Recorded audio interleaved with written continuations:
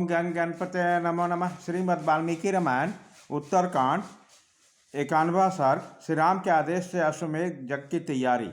अपने दोनों भाइयों की कथा सुनाकर अमित तेजस्वी श्री रामचंद्र जी ने लक्ष्मण से पुनः यह धर्मयुक्त बात कही। लक्ष्मण, मैं अश्वमेध यज्ञ कराने वाला ब्राह्मणों में अग्रगण्य एवं सर्वश्रेष्ठ वशिष्ठ, वामदेव, जाबली और कश्यप आदि सभी द्विजों को बुलाकर उससे सवाल लेकर पूरी सावधानी के साथ शुभ लक्षणों से संपन्न घोड़ा छोड़ूंगा। रघुनाथ जी के कहे हुए इस वचन को सुनकर शीघ्रगामी लक्ष्मण ने समस्त ब्राह्मणों को बुलाकर उन्हें श्री रामचंद्र जी से मिलाया। उस ब्राह्मण ने देखा कि देवतुल्य, तेजस्वी और अत्यंत दुर्जन श्री राघवेंद्र हमारे चरणों में प्रणाम करके खड़े हैं। तब उन्होंने शुभ आशीर्वाद द्वारा उनका सत्कार दिया। उसी समय श्री रघुकुल भूषण श्री राम हाथ जोड़कर उन श्रेष्ठ ब्राह्मणों से अश्वमेध यज्ञ के विषय में धर्मयुक्त श्रेष्ठ वचन बोले।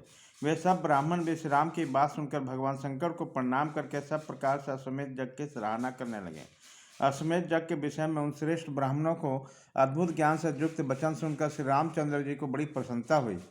उस कर्म के लिए उन ब्राह्मणों की स्वीकृति जानकर श्री राम लक्ष्मण से बोले, महाबाहो, तुम महात्मा वानरराज सुग्रीव के पास ये संदेश भेजो कि कपिश्रेष्ठ, तुम बहुत से विशालकाय वनवासी बानरों के साथ यहाँ आकर जग महोत्सव का आनंद लेने के लिए आओ, तुम्हारा कल्याण हो।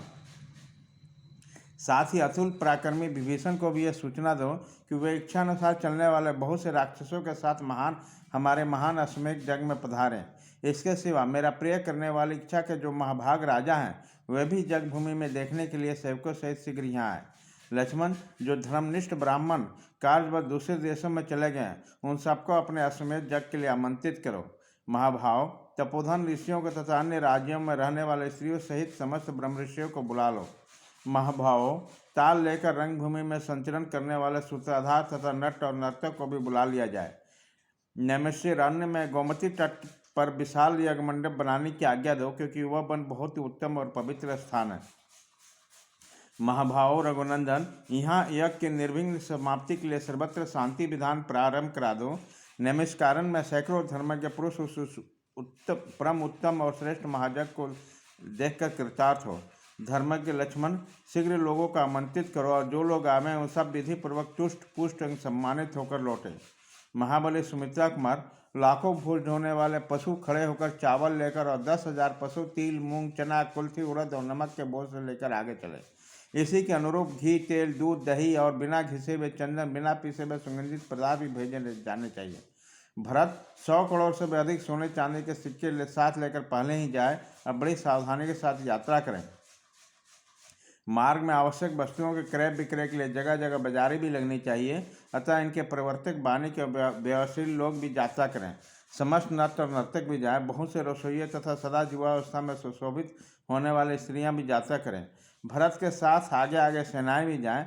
महायशस्वी भरत शस्त्र बेता विद्वानों, बालकों, वृद्धों, एकाग्र चित्त वाले ब्राह्मणों, काम करने वाले नौकरों, बढ़इयों, कोषाध्यक्षों, वैदिकों, मेरी सब माताओं, कुमारों के अंतपुर भरत आदि की स्त्रियां मेरी पत्नी के स्वर्णमय प्रतिमा तथा यज्ञ कर्म की दीक्षा जानकर ब्राह्मणों का आगे करके पहले ही यात्रा करें।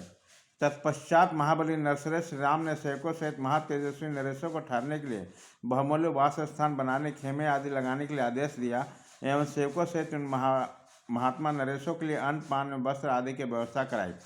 तदंतर शत्रुघ्न सहित भरत ने नैमिषारण्य को प्रस्थान किया। उसी समय वहाँ सुग्रीव सहित महात्मा वानर जितने भी श्रेष्ठ ब्राह्मण वहाँ उपस्थित थे उन सबको रसोई परोसने का काम किया। स्त्रियों तथा बहुत से राक्षसों के साथ विभीषण उग्र तपस्वी महात्मा मुनियों का स्वागत सत्कार का काम संभालते थे। इस प्रकार श्री वाल्मीकि निर्मित आर्ष रामायण आदि काव्य के उत्तरकांड में 91वां सर्ग पूरा हुआ।